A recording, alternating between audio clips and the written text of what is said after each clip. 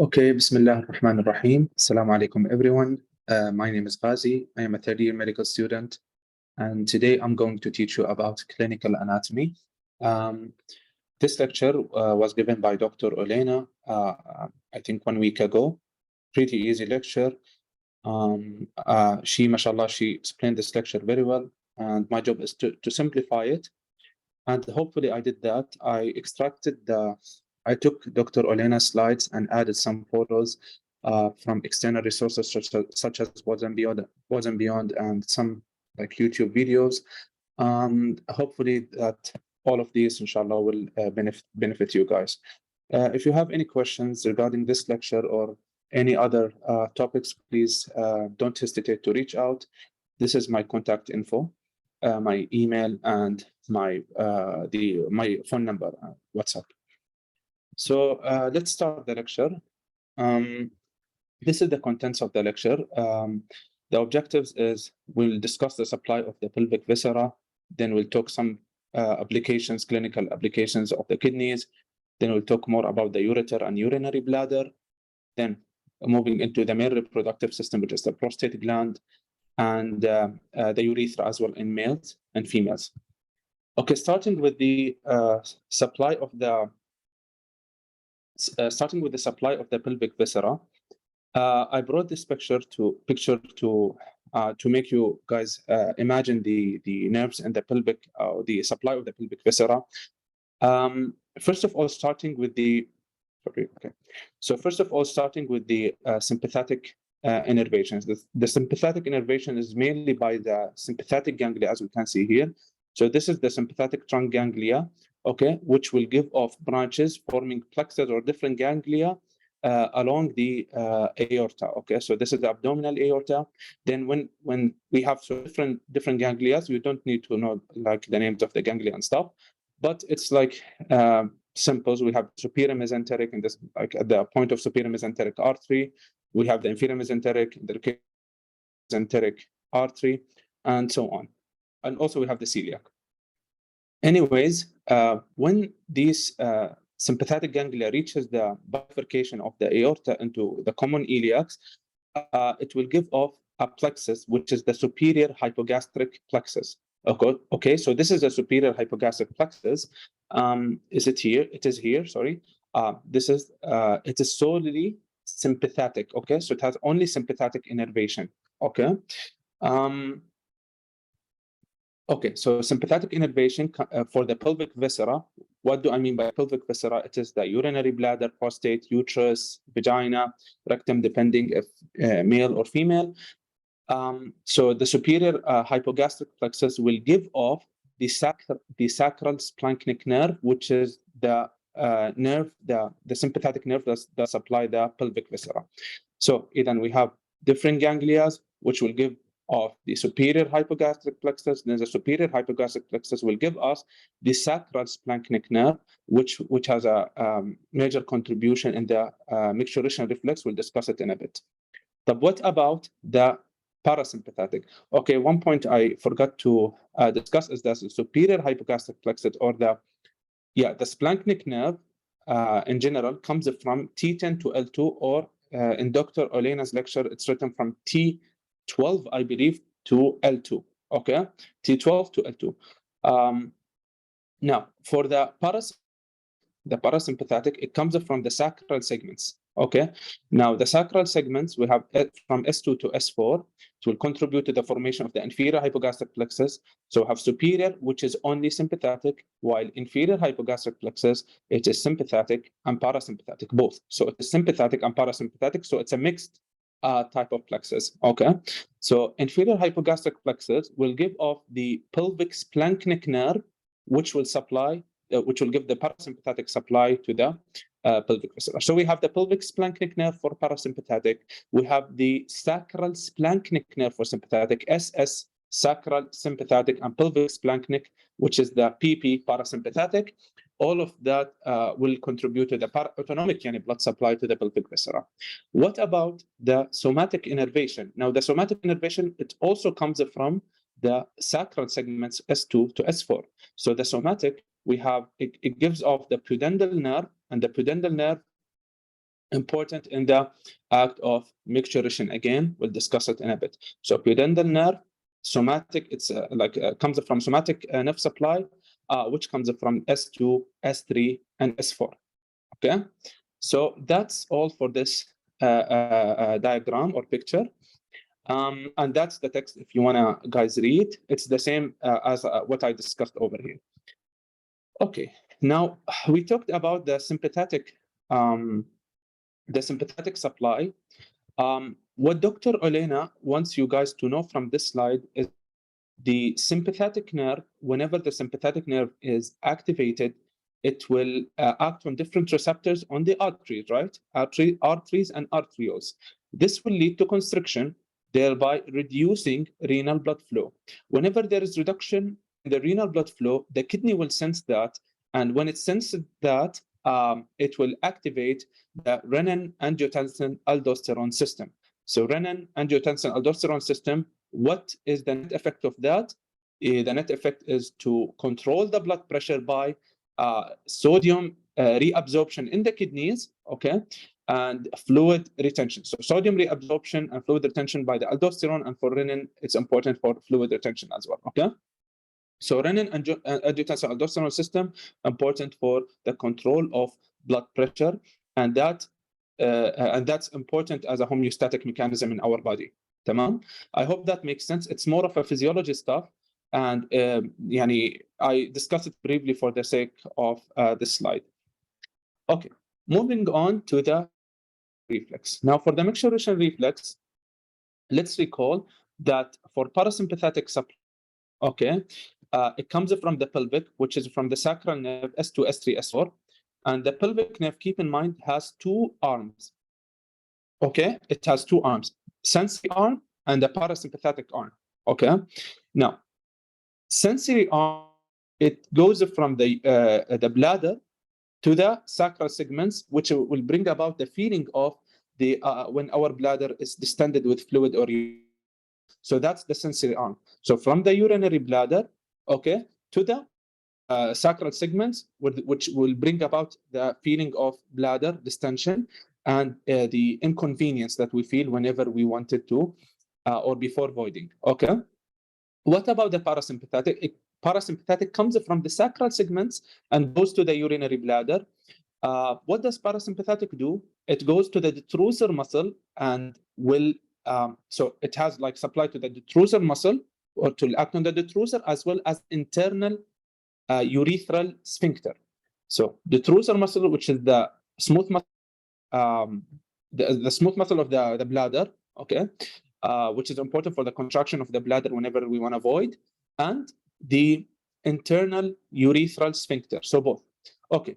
Whenever there is the urinary bladder is distended and there is enough fluid, what will happen? The parasympathetic will be activated, thereby contraction of the detrusor muscle and relaxation of the internal urethral sphincter. So internal urethral sphincter is always constricted, except when the parasympathetic is activated. So there will be relaxation of the internal urethral sphincter and contraction of the, what do you call it? A contraction of the urinary or the detrusor muscle. Okay. So that's the parasympathetic. Okay. We can see it over here. Whenever there is distension, that's what will happen. Okay. Okay, so what about the sympathetic?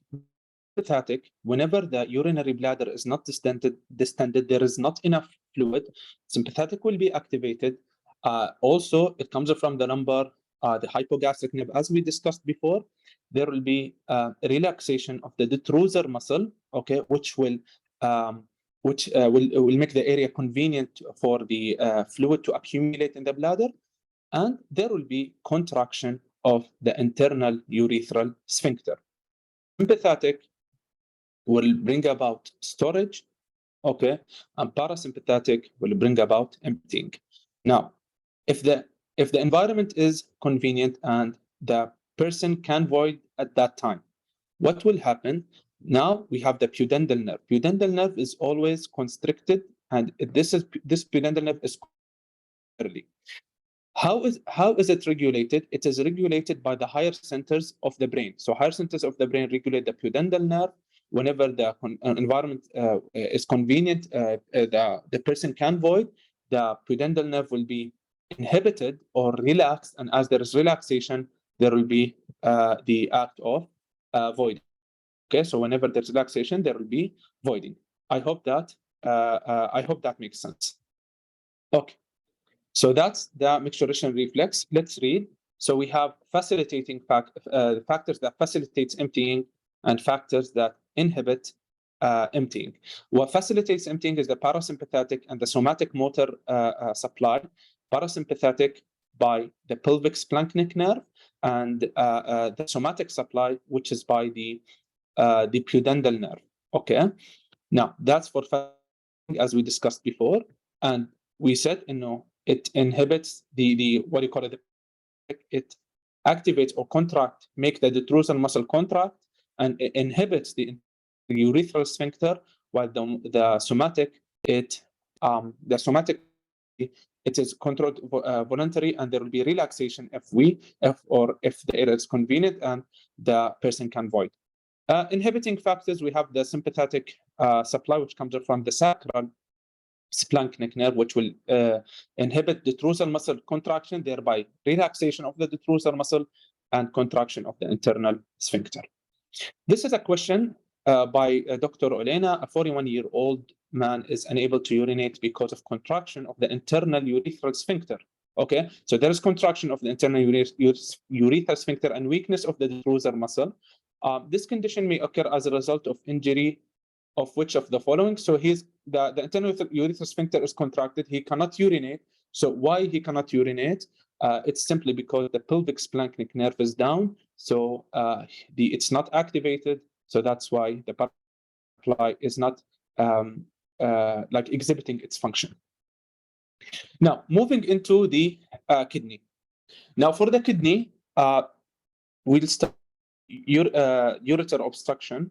And in order to understand that, we need to review our anatomy. Now, for the kidney, to just briefly describe the anatomy, here we have the kidney with the renal calculi and all of that inside the kidney. We have the renal vessels, which is the artery and vein, which comes into the kidney, and have the ureter coming out from the kidney, going to the urinary bladder. Okay.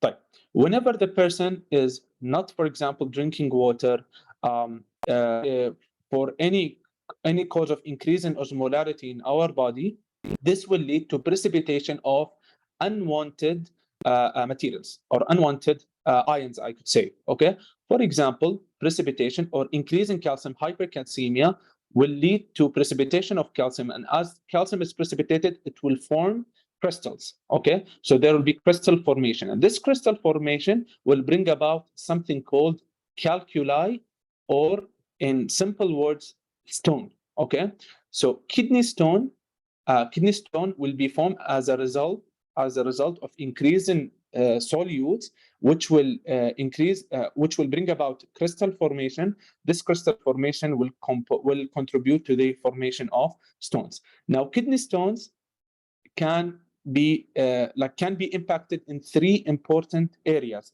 So there are three narrowing in the kidney morphology, whether the kidney, ureter, or urinary bladder. What are the three areas? Starting with the first one, which is at the junction between the ureter and the renal pelvis. So this is the first one. The second one is at the mid ureter, which is at the pelvic brim. And the third one is at the junction, or in the bladder, or at the junction between the ureter as well as the bladder, uretrovesical junction. Three important sites for a stone impaction. And as the stone is impacted, what's going to happen? Is impacted over here, for example, in the mid ureter, there will be fluid accumulation in the ureter, right? And if there is a fluid accumulation in the ureter, there will be increase in pressure and backflow to the kidney. By the long run, the kidney will be overwhelmed with this increased amount of fluid, and ultimately might lead to renal failure if there is no intervention treatment. Okay, I hope that makes sense. So three important narrow, this is really important. renal pelvis, pelvic brim, or in the ureter, and in the bladder. Tamam? Depending on the site of impaction, the person will experience different symptoms. Okay? Okay. Now, what about the types of stones? You don't need to know like specifically each type, but what Dr. Olena mentioned in her slides, that the most common type of stone is calcium oxalate. This is the most common type, and 80 or more than 80% of renal stones composed of calcium oxalate. And she talked about also the struvite stone, which is we'll talk about inshallah in next few slides. How to diagnose? It's not important for your liver, but for diagnosis, we will first of all do X-ray. Over there, we'll do ultrasound in pregnant or children, and if in adults we do non-contrast CT.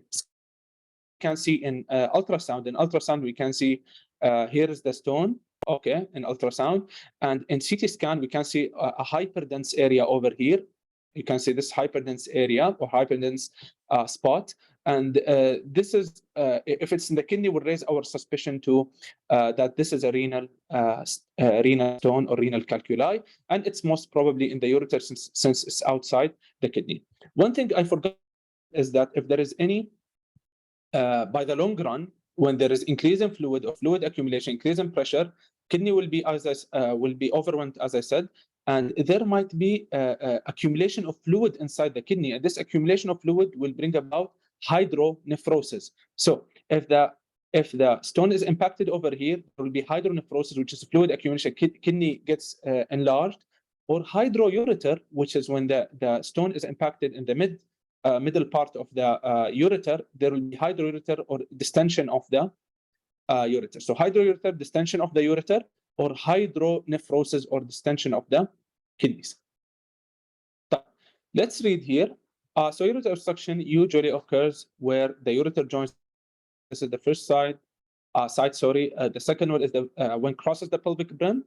And this is important clinically in females. We'll discuss it in a bit. And when it enters the bladder wall.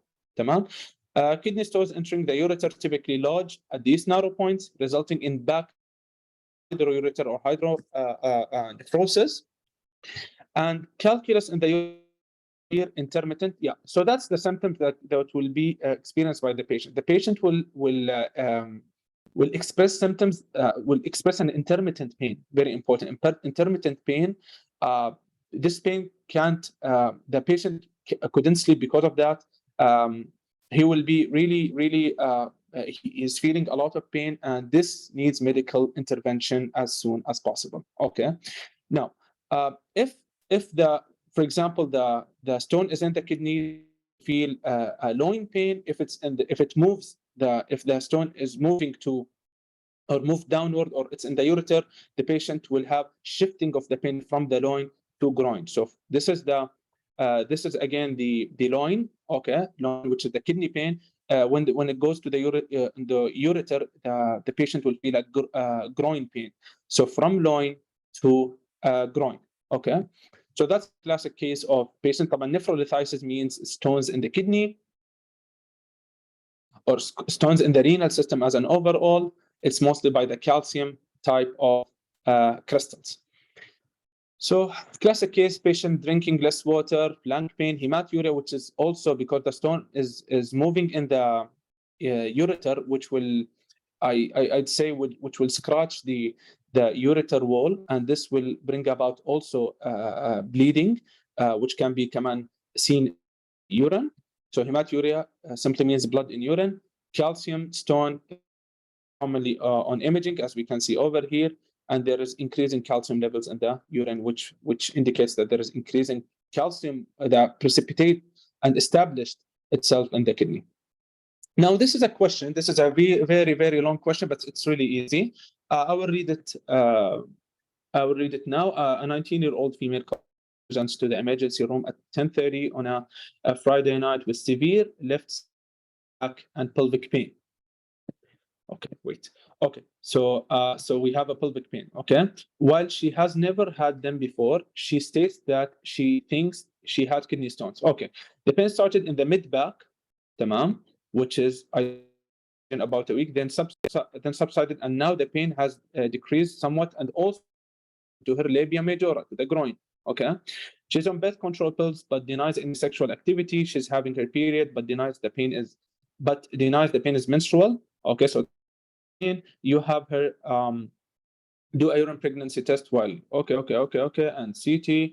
There's a ureteric calculi. What specific location will you look for in the CT for obstructing calculi? So we talked about that.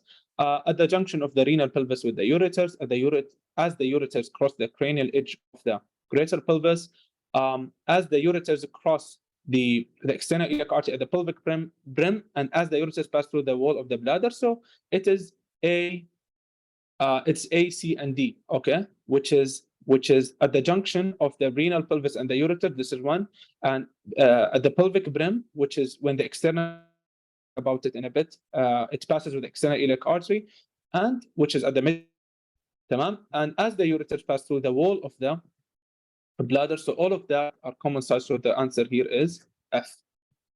Now another question. A 24-year-old man is awakened at night because of severe lower abdominal pain that radiates to the groin. The pain is very intense and comes in waves, so it radiates to the groin. But the next morning, is blood in his urine. He has no underlying illnesses and has been healthy all his life. On physical exam, blah blah blah blah blah blah blah. The patient is advised to drink more water. So it's commonly due to due to hydration. The pain of the patient is due to hydration. He okay. He continues to have similar episodes. Which of the following substances is most likely to be increased in his urine? Simply, what's the most common type of crystals or it is something associated with calcium, right? So it's calcium oxalate. So that's the answer. And what brings your attention to for this answer is that there is increasing calcium levels, and as well as, so there should be normal levels of calcium, and the patient is dehydrated, which can raise our suspicion to kidney stones, which is due to calcium oxalate stones. Okay, on to another type of stone, so which is the Staghorn or struvite stone. Okay, now for the Staghorn stone, how can we differentiate it? It's first of all due to recurrent urinary infections. So due to urinary tract infections by the bacteria, which is called the Proteus mirabilis. Okay, so Proteus mirabilis is the cause of Staghorn calculi. Now Staghorn calculi, it is the morphology of this calculi is it's very big. Okay, that it will establish the what do you call the renal pelvis or the renal calyces. Okay, the renal calyces, as you here, to establish itself over there. So it's very, very, very hard for this stone to be to move by herself or by itself, without any intervention. So the treatment for this stone is to do surgery, to move the stone by surgery. So let's read the text. Renal stone that develops in the renal pelvis and in advanced cases has a branching configuration which resembles the antlers of stag. Okay, Staghorn calculi are composed of magnesium. You can see it here in the choices, but it's not the case in this question. How do we know that this is, for example, this stone is due to Proteus? Proteus live in alkaline environment. Okay, so it lives in environment. So the pH would be high. Okay, so an abnormally high pH. This high pH usually develops because of recurrent urinary tract infection with the microorganism, or it's called Proteus mirabilis. I don't know what you guys need to know from, but simply know that Staghorn, it's very big in contrast to the small calcium oxalate stone. Okay, and it will be we can say renal pelvis as well as calyces. Okay, or calyx, and it is due to the Proteus mirabilis bacteria, and we can't, because of Proteus mirabilis alkaline environment, so the pH of the urine will be high. Tamam. Here's a question: how can we differentiate between struvite and calcium stones? It's simply that I said, first of all, the size. And also that the stone in the calcium stones are mobile. So when you, for example, patients drink a lot of water and the stone will move and resolve by itself. But in stromal stone, this is not the case. So we should do surgery for that.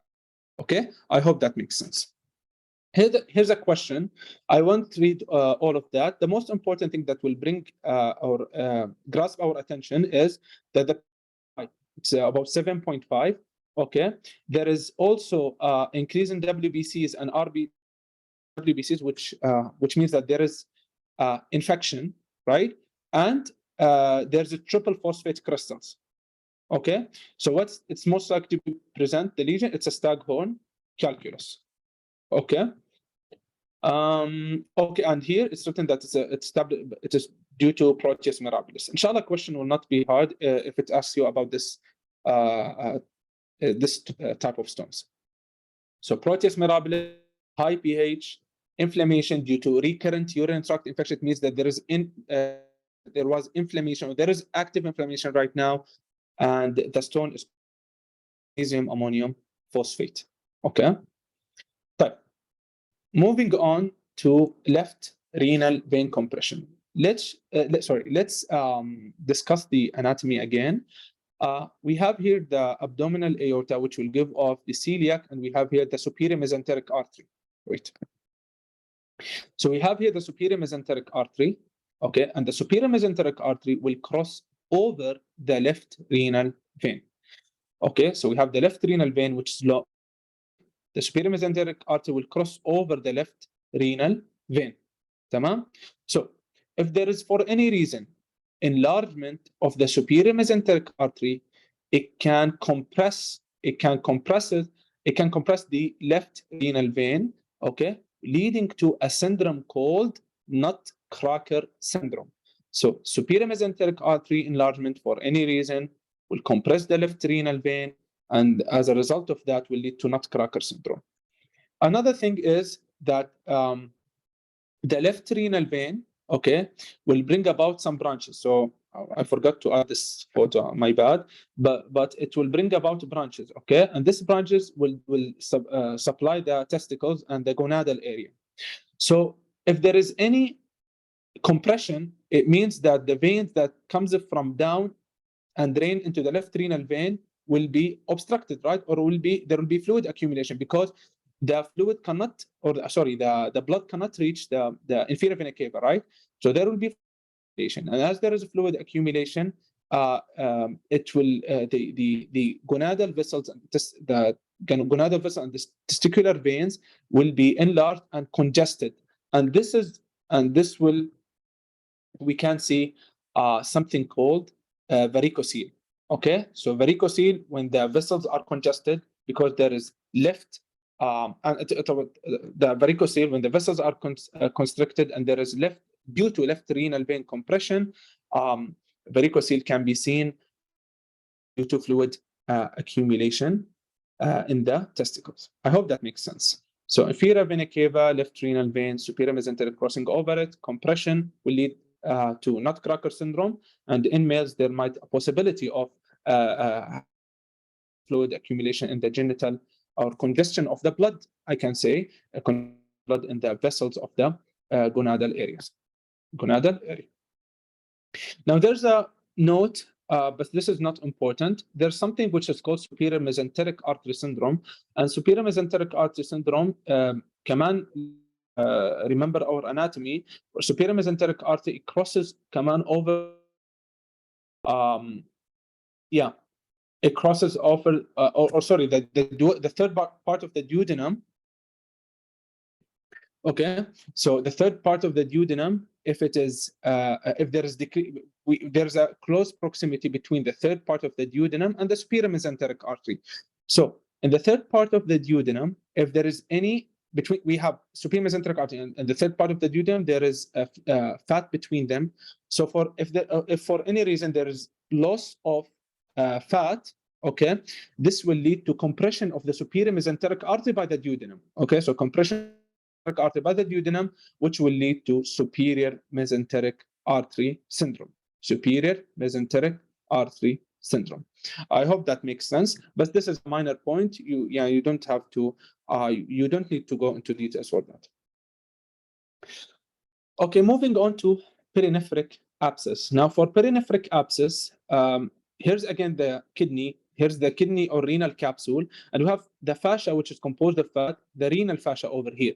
Now, in the renal fascia, if for any reason abscess accumulation in the renal fascia, this condition is called perinephric abscess. Perinephric abscess. Abscess means dead neutrophils, dead degradation, or حتى cellular materials, all, and it happens as a result of the neutrophil goes to the site of inflammation, and after the inflammation has resolved, there will be formation of abscess due to the neutrophil that will be presented over there. So that's what abscess simply means. Okay. What are the causes of perinephric abscess? I said it's due to inflammation. So any urinary tract infection, any sort of pyelonephritis, which is inflammation in the kidney, and if there is also any sort of trauma from other, or infection from other body organs. So that's what perinephric abscess is. So accumulation, or abscess will be accumulated in the renal fascia. Okay, that's how we can see it in a CT scan. This is a posterior perinephric abscess. Okay, so most infections of perinephric abscess occur as a result of extension of an ascending urinary tract infection. So it's due to urinary tract infection that happens in the ureter, bladder, kidney. It ascends upward to the kidney and goes to the perinephric area and form abscess over there. It's so from urinary tract infection, and it can be associated with nephrolithiasis, which might cause urinary tract infection, or tuberculosis. Perinephric abscess typically descends down between two sheets of renal fascia along the psoas major muscle. I brought this picture to make you guys understand this. So this is the perinephric or the renal fascia. This is the renal fascia with the perinephric space, and here's the kidney. So the posterior part, we have the perinephric space, the posterior part of perinephric space of the renal fascia. We have psoas major muscle. So if there is any descending, okay, of the kidney downward, so the abscess descends from the kidney downward, it will go of the psoas major, and it might go to the hip joint. Okay, might go to the hip joint and form abnormalities over there. So let's read. Oh, sorry. So perinephric abscess typically descends down between two sheets of renal fascia along with the psoas major muscle. In case if abscess locates behind of the psoas major, as I said, yeah. So I said that. So if the abscess is located behind, okay, it will go with the psoas major and will go to the hip joint. So if abscess locates behind of the psoas major muscle, it descends down and may affect the hip joint. Okay. Now, if the abscess descends upward, what will happen? We have above the kidney is the diaphragm, and if there is any irritation of the diaphragm, will lead to irritation of the phrenic nerve, and this will be referred as a shoulder pain because phrenic nerve is irritated, and in any case of phrenic nerve irritation or damage to phrenic nerve, as a pain in the shoulder region. Such as in this case, for example, or in cholecystitis, which is gallbladder stones, where there's command phrenic nerve will be affected, and this can be seen as a shoulder pain. Okay, so shoulder region pain. We talked about the hip joint abnormalities, the close proximity of psoas major muscle with the renal fascia. Okay, moving on to renal carcinoma.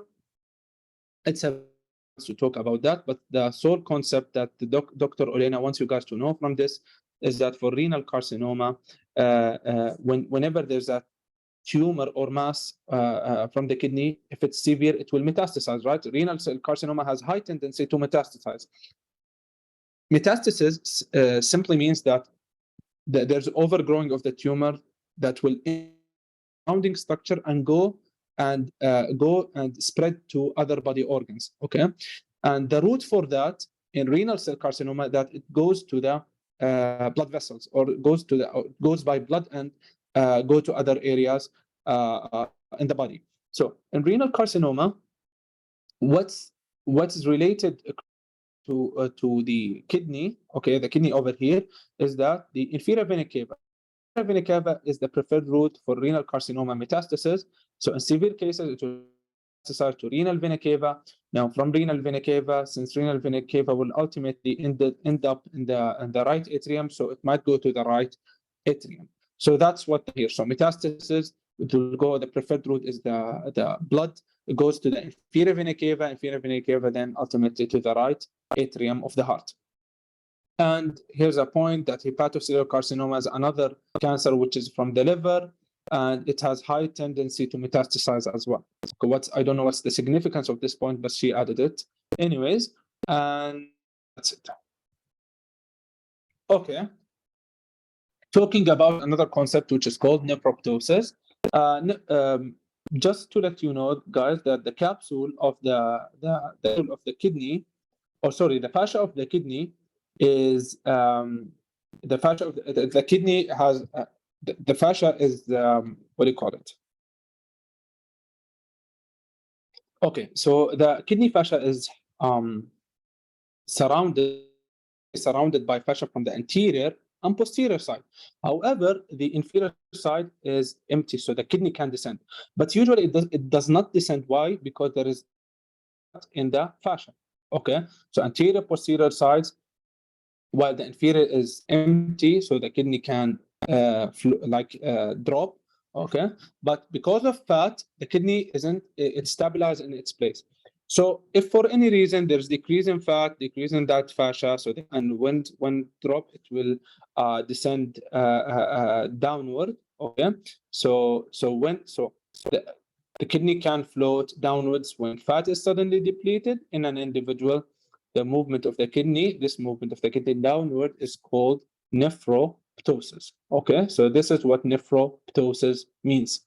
So ptosis means drop of the kidney, and this can be corrected by a procedure called nephropexy.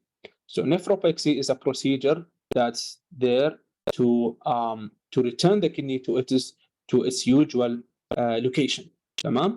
So that's what nephroptosis. Okay, now,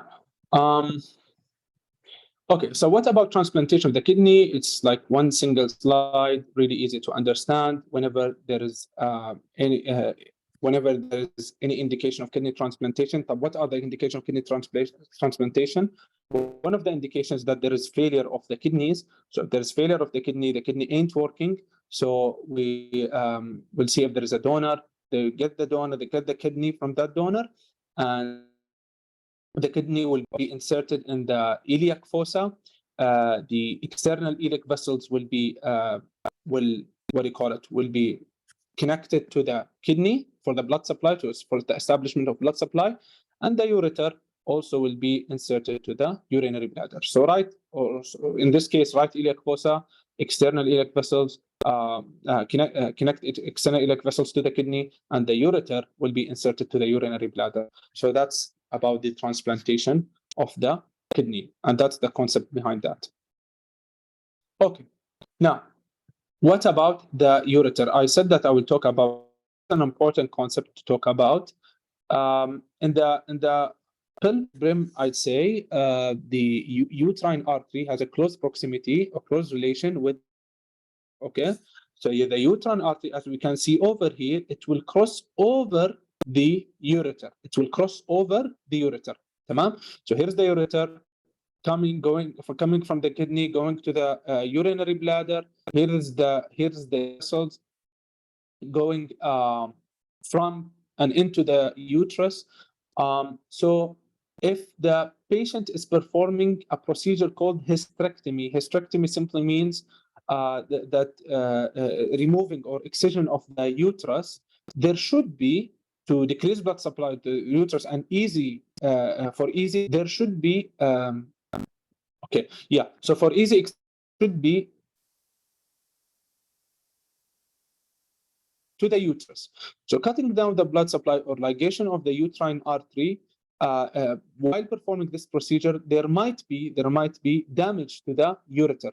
Okay, so to the ureter due to the a close relationship between the uterine artery and the ureter. So you have to point, and because if there is any damage to the uterus, will bring about urinary symptoms. So ureter can be damaged during a hysterectomy or removal of the uterus or surgical repair of a prolapsed uterus because it lies posterior and inferior to the uterine artery. The relation easily remembered as water flows under the bridge. So this is the water, this is the bridge, the water flows under the bridge, okay, and the water is the urine. And here it's written that uterine artery goes in the cardinal ligament, or the uterosacral, I believe. Uterosacral ligament is a ligament there to stabilize the position of the uterus. You don't need to know that. You'll discuss that, I think, inshallah, in the Endo Repro in second year. Okay. So that's the concept here. Now going into the urinary bladder. But for the urinary bladder, here the idea of all of that is that in the full adult urinary bladder, we can palpate that the urinary bladder can be palpated if the hand is inserted above the pubic symphysis. So above the pubic symphysis, the bladder can be palpated, which is over here, taqriban. We can palpate the distended urinary bladder, okay? While if the urinary bladder is not distended, the same area, you can't palpate the urinary bladder from the same area. So what will you do? You will stabilize in one hand the area above the pubic symphysis. On the other hand, in males, you will insert the index and middle finger into the rectum, okay, to feel so here into the rectum to feel the urinary bladder, okay, or we can see it better here, okay. So to feel here's the urinary bladder, okay. So to feel the urinary bladder, we'll insert the middle and the index finger, or in females, you'll insert the middle finger and the index, but to the vagina, and in those both tests or procedures, you can palpate the urinary bladder in undistended urinary bladder. While if it's distended, so above the pubic symphysis, the urinary bladder can be palpated. Okay. So okay, now if there is any for any reason, for example, the bladder can't be emptied. So what can we do? We'll do catheterization, and this is called suprapubic cystotomy, and this can be done without any irritation for the peritoneum. So here's how we can incision above the pubic symphysis, going directly into the bladder, putting the catheter and draining the fluid that cannot be emptied by the person. Okay, so that's called suprapubic cystotomy. Okay, moving on to the prostate. Now, this is before getting into the prostate, we have to know our prostatic abnormalities. We have to know the normal anatomy of the prostate. Now, for the normal anatomy, the prostate is located, I'd say, yeah. So the prostate is located below, taqriban, inferior to the inferior and posterior to the urinary bladder, and it surrounds the urethra. And the area where the urethra passes through the prostate, it's called the urethra. So here's the prostatic urethra coming from the bladder, going downward. Here's urethra. And for the prostate anatomy, if we took prostate and do a cross section, okay, we can see that the prostate is classified into either lobes or zones. Okay, lobes or zones. Lobes, we have anterior lobe, we have median lobe, and we have posterior lobe. If we want to talk about zones, we have the central zone, the peripheral zone, we have the transitional zone as well. So central, peripheral, transitional, if we're talking about zones, anterior, median, and posterior if we're talking about lobes. Okay, It doesn't matter صراحة يعني different like doctors teach different or prefer different classifications. Okay, now for what's important from all of that is that in any prostatic abnormality in the posterior lobe, or there is any nodular growth in the posterior lobe, that suggests malignant transformation or cancer. Okay, so that suggests cancer if the abnormality in the posterior lobe. Tamam? So if the abnormality in the posterior lobe or the peripheral zone, it's the same area تقريبا. If there's abnormality in both of these, suggests cancer.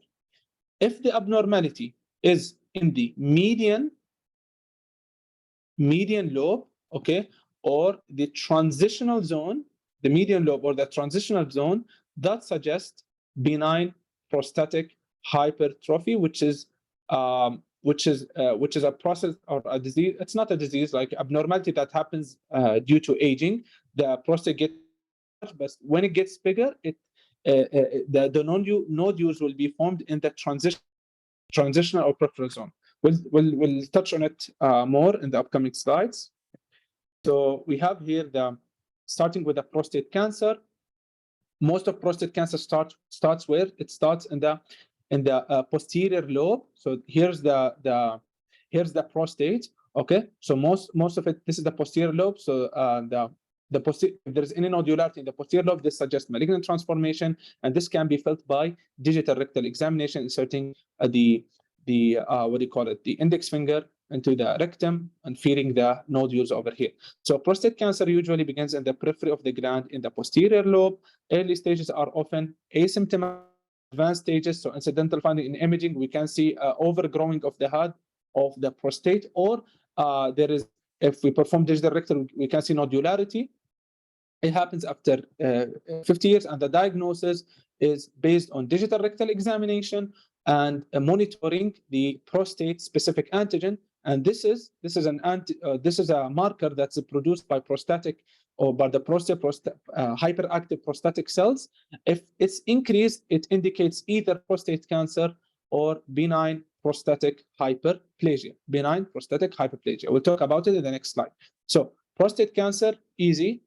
Age more than 50 years. It happens in the posterior lobe, where we can find nodules over there, posterior peripheral zone طبعا. How can we diagnose it? Diagnose this either by digital rectal examination, performing images. We should command monitor, which will raise our suspicion to this for this cancer, is the increased levels of prostate-specific antigen. Increased level of prostate-specific antigen, which is a marker that's released by hyperactive prostate cells in the prostate. Tamam? Now, what about the metastasis? So prostatic malignancies كمان have high tendency to metastasize. And where does it metastasize to? It will metastasize to the vertebra. So this is how we can understand. So this is the prostatic venous plexus, which is interconnected venous plexus. So this connection between these two, okay, will bring about or will lead to easy transformation or malignant transformation or metastasis from the prostate cancer to the vertebra. Does that make sense? I hope so. So that's it for the prostate cancer. And here, prostate venous plexus, interconnection with the vertebral plexus. So that's why cancers will be easily metastasized and go to the venous plexus and will lead to osteoblastic metastasis. Inshallah, you will learn more about it in third year. Okay, this is another image. We talked about the zones. We have the central transition, anterior zone, and we have the peripheral zone. What we need to care more about it, the transition zone, where it's the site of benign prostatic hyperplasia, and the peripheral zone, which is the site of prostate cancer. So in transition zone, if there is any increase of the prostate and nodularity happens in the transition zone, formation of nodules, this will constrict because it has a direct relation with the urethra, right? So if there is any nodules that's happening over here, this will lead to constriction of the urethra and will bring about urinary symptoms. So benign prostatic hyperplasia, again, happens in patients more than 50 years. It's a process, a part of normal aging. It is nodular hyperplasia. It has transitional zone. It will compress the urethra. So the urethra, if there is any enlargement over here, there will be compression of the urethra, right?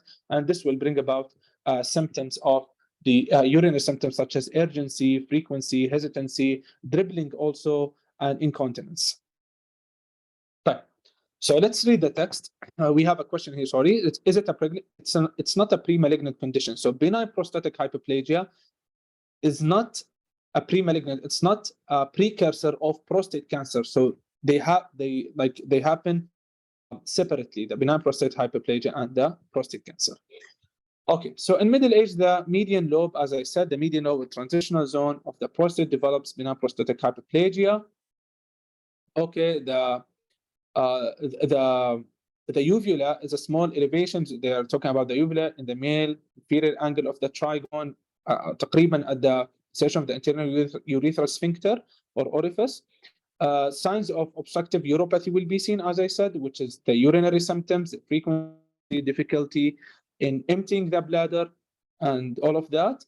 And that's it. So what about the PSA levels and prostate cancer and BPH? Both of these conditions, the prostate will be increased. Okay, prostate-specific antigen will be increased. I hope that makes sense. And what you need to know is the site of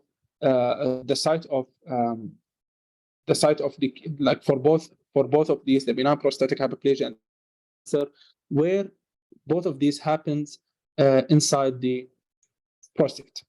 Right. Question: benign prostatic hypertrophy results in obstruction of the urinary tract. Patients present with weak urine flow, increased difficulty initiating urination, and increased frequency of urination since bladder often is not fully empty. Benign prostatic hypertrophy is associated with enlargement of which of the following? It is, as I said, the median lobe or the transitional zone. The median lobe or the transitional zone.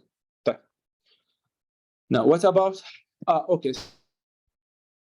Prostatectomy is a procedure that's used to for the prostate. You don't need to know the indications of prostatectomy or when do we have to. Inshallah, we'll discuss it more in third and fourth year. And third year, anyways. So what's important here? What's important concept here is that if there is any if there's any prostatic excision, okay, there might be damage of the cavernous sinus. Or the not cavernous sinus, sorry, cavernous sinus in the head or the skull. We have the cavernous nerves over here. So any excision of the prostate will might damage, because there's a relation, close relation between the cavernous nerves and the prostate. So there might be a damage of the cavernous nerves. And cavernous nerves is important because it will give branches that will go to the penis, right? So if there is any damage to the cavernous nerves, it means that all the branches will be knocked down, and as will be impotence or erectile dysfunction. Impotence or erectile dysfunction when performing prostatectomy. So prostate, damage to cavernous sinus, damage to cavernous nerves, leading to impotence and erectile dysfunction. And there might become an urinary incontinence again because a possible performing this procedure. Another sort of treatment besides prostatectomy, we have external radiopathy and interstitial radiopathy. And both of these were radioactive material directed towards the prostate to cure the, what do you call it, the cancer. Okay, so so that's one of the common treatment for prostate cancer. Tamam? And I don't think that there will be questions on that. And that's it for this session. I hope that I simplify it, and I hope I made it easy. Guys, study from this slides. Yani, I watched the recording, Dr. Olena's recording. I wrote some notes while watching the recording, and I added everything to this PowerPoint, as well as I added some pictures from external resources. And I hope that I made it simple. Good luck, inshallah. Good luck in your upcoming finals, in your renal. You all got this, inshallah. If you want anything, please don't hesitate to reach me out. Inshallah, I will be there to help. Thank you so much and have a nice day.